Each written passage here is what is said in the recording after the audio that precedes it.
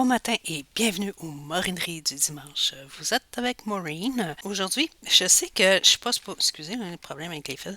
Je sais que j'avais dit à un moment donné que je ferais plus de critiques de livres, mais là, je suis en train de lire un livre, j'ai même pas fini, mais je trippe au bout. Ok, pour commencer, c'est un livre, on peut le trouver en ligne, je vais vous dire le titre tantôt, là. On peut le trouver en ligne. Et de ce que j'ai vu, si vous le faites imprimer, c'est environ 30 $. Je sais que Renaud-Bré, ils l'ont plus en stock, mais je l'ai vu ailleurs sur un autre site, librairie, je pense que ça s'appelle. Et puis, par contre, moi, j'ai pas payé pour. Il y a plusieurs années, je m'étais acheté une liseuse. C'est ça, une liseuse électronique, là? Les e-books. Puis je me ramassais toutes sortes de. Je faisais plusieurs recherches, puis je m'étais ramassé plusieurs livres gratuitement que tu pouvais trouver, soit en PDF ou whatever. Fait que ça, c'est un livre que j'ai acheté, que je me suis procuré il y a très très très longtemps. Il y a plein des livres comme ça que j'ai dans ma liseuse que j'ai pas lu. Puis je me suis décidé à un moment donné, tant qu'à trimballer un livre dans le métro ou dans l'autobus, ben, je me suis dit, je vais amener ma liseuse. Puis il y a une de mes collègues en plus que je vois souvent avec sa liseuse quand elle attend son ami. Fait que je me suis dit, bah, on va checker ça, tu sais, c'est comme. Puis là, je suis tombée sur ce livre-là. Non, moi, c'est pas un roman. Ça a rapport en plus avec l'ésotérisme. Ça s'appelle La 12e planète de Zecharia Sitchin. Je vais vous mettre l'image. Et puis, c'est ça c'est un livre que ça a rapport, tu sais, ça parle beaucoup des Sumériens en Mésopotamie, puis les Acadiens, pas les Acadiens Québec là, qui sont ramassés ailleurs, là. C'est vraiment Akkadien, si je me trompe pas. Et puis, ça a rapport avec, bon, les dieux Enlil, Enki, en tout cas, tous ces noms-là, Ishtar, puis les dérivés avec les dieux grecs, comment que ça s'est tout, que c'est comme le panthéon de tous les dieux et déesses qui a rapport avec ça. Bon, par contre, dans ce livre, il parlait, bon, des 12 dieux, ben, il y a plusieurs dieux, mais il y a 12 dieux primordial, si je peux dire, un peu, ça a l'air. J'ai pas fait vraiment de recherche, ça a l'air que c'est à peu près la même chose avec les dieux grecs, avec les dieux, je pense que c'était romain dans le temps. Puis c'est ça, puis ça a l'air que le peuple sumer, ça viendrait de là les 12 heures. C'est bon, c'est sûr qu'on a 24 heures dans une journée, mais que l'histoire de 12 heures le matin, 12 heures l'après-midi, ça viendrait de là. Puis il y a plusieurs choses comme ça, mathématiques, qui viendraient de ce temps-là, Babylone et tout. Là, je sais que je vous pitche ça comme ça, parce que c'est pas vraiment de ça que je vous. Ben, il faut que je vous mette un petit peu en situation le pourquoi que je m'en vais dans l'autre l'autre sujet. Euh, Ce livre-là, par contre, même si ça parle de ces dieux-là, puis les Néphilim et tout le kit, dans le livre, il parle des traductions de textes qu'il aurait trouvées sur des tablettes d'argile, je crois. Et puis, non, c'est super intéressant avec tous les symboles et tout. Puis, j'étais en train de penser, ça aurait-tu rapport avec, comme l'histoire dans la Bible des 12 apôtres, vu que le chiffre 12, le pourquoi 12 mois? Il y en a qui disent non, non, non, avant il n'y avait pas 12 mois, il y avait 13 mois, puis bon, j'imagine que ça dépend de quelle heure. Tu sais, il n'y a pas personne qui a aidé dans le passé pour aller vérifier là, tout ça, là. Puis les traductions des tablettes d'argile non plus, là. L'écriture cunéiforme, puis tout. Ah, moi, ça me fait triper au bout. Mais bon, c'est comme. Il faut que je me fie à qu'est-ce qu'on dit parce que je connais pas ça. C'est ça qui est plate. Puis c'est ça. Puis là, je suis rendue à l'étape dans le livre où ce qui parle, bon, des planètes. Tu sais, l'histoire des planètes, c'est pas mal romantisé. Ah, c'est ça, parlant de romantisé, c'est que selon les tablettes d'argile, les traductions que supposément que les savants archéologues qui ont fait, qui ont réussi à traduire, supposément, mais de la manière que c'est amené dans le livre, Mon Dieu, c'est super intéressant. C'est comme, t'as vraiment l'impression de lire un roman avec toutes les intrigues et tout, puis les chicanes, tati, tata, entre un dieu puis tel dieu, puis lequel qui est pas correct, puis tout. Bon, est-ce que c'est au sens propre? Est-ce que c'est au sens figuré? Est-ce que la traduction est bien faite? Ça, c'est une autre affaire. Parce que c'est assez compliqué vu qu'on parle d'un autre temps. Hey, on parle de quand même 4000 ans avant Jésus-Christ, là. Tu sais, c'est comme, je pense que le langage a beaucoup évolué depuis. C'est ça, dans ces textes-là, ils disent qu'ils ont pris, il y a certains bouts d'histoire qu'ils ont pris, puis que ça date d'avant ça, puis ils font juste le retranscrire. C'est comme, wow, hey, j'aimerais ça faire un voyage dans le temps, moi. Wow! Puis, ça paraît-tu, là, ça me fait triper, ce livre-là. Puis, c'est ça. Puis, le pourquoi que je veux que je vous parle de ça, bon, il parlait de des planètes, qu'il y aurait eu, c'est ça, plusieurs, comment que la naissance des planètes, bon, c'est très, tu as vraiment l'impression qu'on te parle de personnages et tout, qu'un tel a enfanté de deux, ils sont venus par deux, tu sais, genre Jupiter, Saturne. Ensemble, là, je me trompe peut-être, là. C'est comme, fiez-vous pas à ce que je dis, c'est juste un exemple que je vous donne. J'ai les noms que je vais mettre là, que supposément qu'ils avaient, ces planètes-là. Ben, les planètes, c'est même si c'est pas considéré comme des planètes, c'est comme on parle du Soleil, genre, ils font partie de notre ciel parce qu'ils étaient très, très, très dans l'astronomie, astrologie. Mais leur astrologie avait pas rapport avec ce qu'on fait nous autres là, dans les journaux, là, tu sais, par personne. Eux autres, c'était vraiment par rapport à la nation. C'était plus global, leur astrologie. C'est ça. C'est comme, supposément que le Soleil, euh, si vous lisez ici, je regarde sur mon autre écran, le Soleil, son ancien nom, c'était Apsu. Euh, Désolé la prononciation.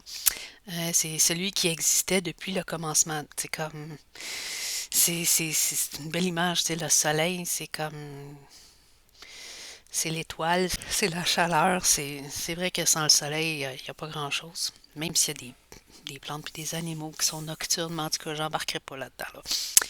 Là. Il y a Mercure, c'est Moumou, le conseiller émissaire d'Apsu. C'est comme le conseiller du soleil. Il y en a qui prenaient le soleil pour Dieu, là, en quelque part. Anyway, il y a Vénus, qui était Lahamou, la dame des batailles. La Terre, c'était Ki, la lune, c'était Kingu. Bon, il y a une histoire avec Kingu qui, dans le livre, c'est bien intéressant, mais là, il y a tellement de détails que ça a l'air que la Terre et Kingu, juste pour faire une parenthèse, comme quoi que la Terre et Kingu, qui est la lune, faisaient partie d'un tout, mais qui ont comme été séparés. Mars, c'est la divinité de la guerre, ça on le sait. La ceinture des astéroïdes qui était appelée le bracelet martelé. C'est quand même intéressant. C'est sûr que quand on y pense, là, supposément visuellement, c'est supposé de faire comme un genre de bracelet. Tu peux quasiment te visualiser un bracelet autour sur une orbite. Qui a été brisé, bien sûr. Il y a la 12e planète, Marduk. Cette 12e planète-là serait, dans le livre, Nibiru. Que vous, que vous y croyez ou pas, c'est intéressant à lire pareil. Bon, Jupiter, qui est Kishar, le premier des terres fermes. Saturne, Anshar, le premier des cieux. Ensuite, il y a Uranus, qui est Anu, celui des cieux. Neptune, Ea, le créateur habile. Et Pluton. C'est à lui, elle, que je veux venir parce que dans ce temps-là, ça a l'air, selon les traductions, bien sûr, que, que cette planète-là, qui n'était pas une planète, ça a l'air que c'était un satellite, un peu une lune de. Je ne sais plus si c'est d'Uranus. En tout cas, c'est soit de Jupiter, Saturne ou Uranus, me semble. Que c'était une de ces lunes-là. Que Pluton était. Qui s'appelle Gaga, qui est le conseiller émissaire d'Anshar. Anshar qui est Saturne. Ah, c'est ça. Je pense que c'était le satellite de Saturne il y a très, très, très, très longtemps. Pourquoi que je veux que je vous parlais de ça? C'est parce que, là, quand j'ai vu Gaga, naturellement, ça m'a fait penser à Lady Gaga. Fait que là, j'ai fait des recherches. Pour le fun, tu sais, pas des grosses recherches scientifiques, des petites recherches, le fun, là, tu sais. Puis, ça a l'air que Gaga Elle aurait pris ce nom-là par rapport à la chanson de Queen qui est Radio Gaga. Puis ça a l'air qu'elle tripait sur cette tune-là, puis elle tripait sur la voix de Freddie Mercury. Bon, ça c'est pas... On peut pas rien dire de ça. Là-dessus, elle a raison.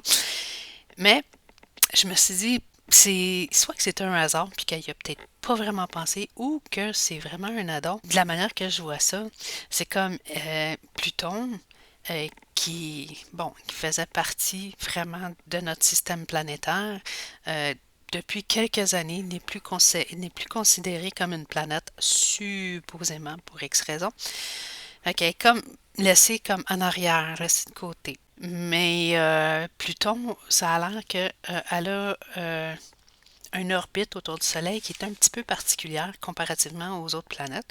Là, je ne vais pas embarquer là-dedans. C'est trop technique, c'est trop scientifique pour ce à quoi que je veux en venir. Donc, est-ce que, bon, vu que Pluton est comme laissé de côté, ça s'appelait Gaga, Lady Gaga est particulière, elle a sa force et tout. Puis c'est comme, c'est sûr qu'elle a son fan base, elle a une base de fans, wow, mais elle a comme été mise de côté pour X raisons. Mais je me suis dit, ah, il y a peut-être un lien, tu sais, c'est comme un petit mouton noir. Euh, que bon, comme Pluton n'est plus considéré comme une planète, je veux pas dire que Lady Gaga n'est pas considérée comme une artiste, au contraire, tu sais, on peut pas y enlever ça. Mais c'est comme, elle est particulière, tu sais, c'est un mouton noir, un peu comme dans le temps, Madonna elle faisait partie des c'est quoi le féminin de ça? En tout cas, précurseurs. Avant-gardiste, tiens, j'aime mieux ça. Euh, Lady Gaga, c'est la même chose, mais en plus moderne. En plus moderne dans le sens, c'est plus récent. Fait que c'est ça, donc je voulais juste vous amener ça. C'est comme si vous aimez, mais là c'est juste des spéculations que je fais. Je dis pas que c'est ça, mais bon. Mais le pire, c'est que j'ai trouvé un site qui est plus actif depuis entre 2011 et 2017. Je vais mettre le lien sous la vidéo. Puis c'est comme justement, il fait le rapprochement entre Lady Gaga et Pluton. Hey, ma bulle a pété, je pensais que j'étais original dans ma façon de penser, puis ça a l'air qu'il y a quelqu'un qui a pensé avant moi de faire le lien. Mais bon, c'était juste du blabla comme ça. Tout ça pour dire que ce livre-là, il est super intéressant. Je vous remets l'image de la page couverture ici.